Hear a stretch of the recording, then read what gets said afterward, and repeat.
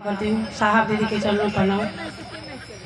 इस गुरु चर्चा स्थल पर जितने गुरु भाई बहन उपस्थित हैं सबके चरणों प्रणाम करती हूँ। दूर दराज से जो गुरु भाई बहन मेरी आवाज़ को सुन रहे हैं उन गुरु भाई बहन को अधिक बार प्रणाम करती हूँ। जय गुरुदेव दया करें। गुरु भाई बहन, बहुत खुशी की बात है, बहुत भाग्यशाली है हम लोग की अपने गुरुदेव के बात विचार करने का सौभाग्य प्राप्त हुआ है। इसके लिए मैं तहे दिल से गुरु भाई बहन को प्रणाम करती हूँ कि हम लोग को शुभ अवसर मिल रहा है। कहाँ कहाँ के गुरु भाई बहन इकट्ठा होकर अपने गुरु के बात विचार करते हैं, प्रेम भाव से रह रहे हैं। शिव चर्चा से हम लोग ये देखने के मिला कि हर घर में शांति है, हर घर में प्रेम भाव है। पहले जैसे सास बहू में लड़ाई नहीं हो रहा है। पुत्र और बहू माता पिता की भी सेवा कर रहे हैं, समझ रहे हैं। तो गुरु बहिना अज्ञानता में ही सब कुछ होता है, गलतियाँ। जैसे जैसे ज्ञान होने लगता है तो धीरे धीरे अज्ञानता खत्म होने लगता है और प्रेम भाव से सब कोई आपस में रहने लगता है। तो धन है हमारे गुरु साहब जी, गुरु भाई और दीदी नीलमानंद जी की हम लोगों के बीच 3 विधा का पालन कितने परिश्रम करके दिए, उससे हम लोग अपना जीवन सफल कर रहे हैं।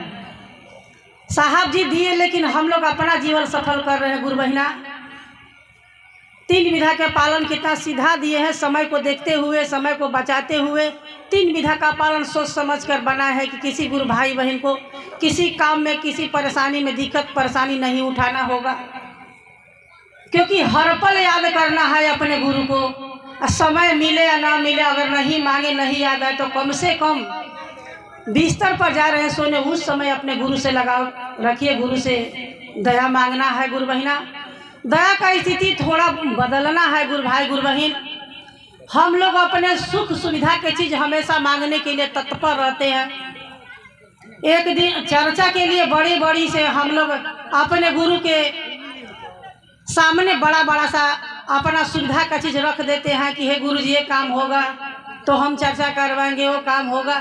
यानी कि अपने गुरु को हम लोग बैलगाड़ी की तरह हमेशा लोड देते रहते हैं। कभी भी अपने गुरु को मांगने के लिए नहीं सोचते हैं कि ये गुरु जी ऐसा दया कीजिए हमारे ऊपर कि हम और गुरु भाई बहन को बनाएं, आपका चेला कोई हमारे इर्द गिर्द बाकी न रह जाए। सभी गुरु भाई बहन शिव का शिष्य हो, गांव गांव में सब कोई गुरु का चर्चा करे। गुरु बहिना देखिए, जो अपने में सुख आ रहा है, जो शांति आ रहा है, इसी बात को दूसरों को अनुभव कराना है। जैसे गुरु भाई बहन को समझ आए वैसे उनको अनुभव कराना है। तब दया की स्थिति ऐसा होना चाहिए, दया हम लोग मांगे कि हे गुरुदेव आप मेरे गुरु हैं, हमें ये दया कीजिए कि मैं जीवन भर आपका चेला बनी रहूं या बना रहूं। आप हमारे ऊपर इतना दया कीजिए हे गुरुदेव कि अगले जन्म में भी, चाहे अगर आप फिर भी जन्म कितना ही बार भेजे, आप ही हमारे गुरु बने हे सरकार, हम आपके चेला बने, जीवन भर आपका काम करे। ये दूसरा विधा, ये शरीर जो है आपके दूसरा सूत्र काम, 3 विधा काम करने के, पालन करने के काम आए हे गुरुदेव। ये शरीर आपने दिया है, बाल बच्चे जो भी है आपने दिया है, सब आपके है, मेरा कुछ नहीं है। ये जो देख रहे हैं सब छोड़कर हमें जाना है। बस गुरु बहिना का सोचना है कि हम क्या करें कि गुरु को अच्छा लगे। जो गुरु चाहते हैं वही हम लोग करें।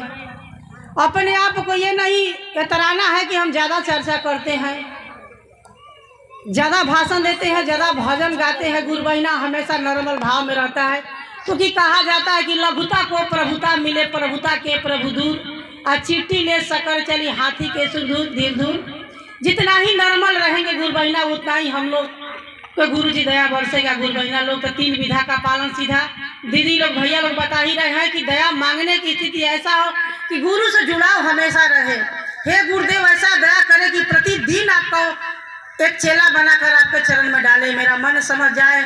आप हमें हमको ऐसा समझा दे हे सरकार, किस तरह से आपको आपके चेला बनाए और आपके चरण में दे हे गुरुदेव। हम लोग का यही ड्यूटी है हे सरकार। गुरु बहिना पहला है दया मांगना, दूसरा चर्चा करना अपने गुरु के बतिया हर जगह बताना है कि हमें जो अनुभव मिला है। गुरु बहना देखिए, हम लोग को 5 ज्ञानेंद्रिया मिला है, आँख 2 मिला है कि खूब देखो, 2 कान मिला है खूब सुनो, नाक मिला है खूब सांस लो सुगंधित, और पैर दिए हैं कि चर्चा में जाओ, सत्संग में जाओ, पूजा पाठ में शामिल हो, हाथ दिए सेवा करो, बड़ों का आदर करो, दान पुण्य करो, लेकिन मुंह एक ही दिए है क्योंकि कम बोलो, कम बोले गुरु बहना उतना ही हम लोग फायदामंद होंगे। हम लोग को जो विशेष आवश्यकता है ये जीवन में, हवा पानी प्रकाश पृथ्वी आकाश, ये कोई देने वाला नहीं है। कितना वो वैज्ञानिक रहेगा पढ़ा लिखा, इसका आविष्कार नहीं कर सकता है। सिर्फ ये गुरु के पास ही पावर है जो हम लोग को ये सुविधा दिए है। ये अनमोल रत्न शरीर है। कोई कहेगा कि रिविलगंज आपको लिख दूंगा, अपना 2 आँख दान कर दो, तो कोई देने वाला नहीं है। तो ये हमारा शरीर का मोल कोई नहीं लगा सकता है गुरु बहना। तो ये अनमोल शरीर किसने दिया है? हमारे गुरु ने दिए हैं। तो गुरु बहना ये शरीर का हम लोग उस चीज़ में लगाएं कि ये शरीर का मुक्ति बढ़िया हो, और हम अपने गुरु के 3 विधा का पालन से दूसरों को भी जीवन को सुधार सके, दूसरे के जीवन को बना सके। गुरु भाई गुरु बहन, दूसरा विधा यही है कि दूसरों को बताना है कि हम शिव के शिष्य बने तो हमें बहुत अनुभूतियाँ मिला। और सचमुच सब गुरु भाई बहन कोई ऐसा कहने वाला नहीं है कि हमें अनुभूतियाँ नहीं मिला। हम लोग तो पहले ही मूर्खता कर चुकते हैं कि अपने गुरु का परीक्षा लेते हैं कि गुरु जी ये हमारा काम पूरा हो जाएगा तो मैं आपको गुरु मानूंगा, नहीं तो नहीं मानूंगा। और गुरु जी पूरा झट से कर देते हैं। ऐसा भी नहीं गुरु जी नहीं पूरा करते हैं। अब आपको क्या चाहिए? आपका मानसिकता क्या है? आप मन में क्या सोच कर चल रही हैं कि गुरु से आपको क्या चाहिए? धन चाहिए, घर चाहिए, पति चाहिए, बेटा चाहिए, या गुरु का चरण चाहिए? ये तो आपका सोच पर निर्भर है। जो आपके मन में सोच है उसको भी महादेव जानते हैं, उसको भी जानते हैं गुरु बहना। अपना विचार बदलिए। ये धन संपत्ति के मांगने के फिर में गुरु का चरण मांग लेंगे तो गुरु ही जब मिल जाएंगे गुरु बहना तो कुछ मांगने की आवश्यकता ही नहीं पड़ेगी।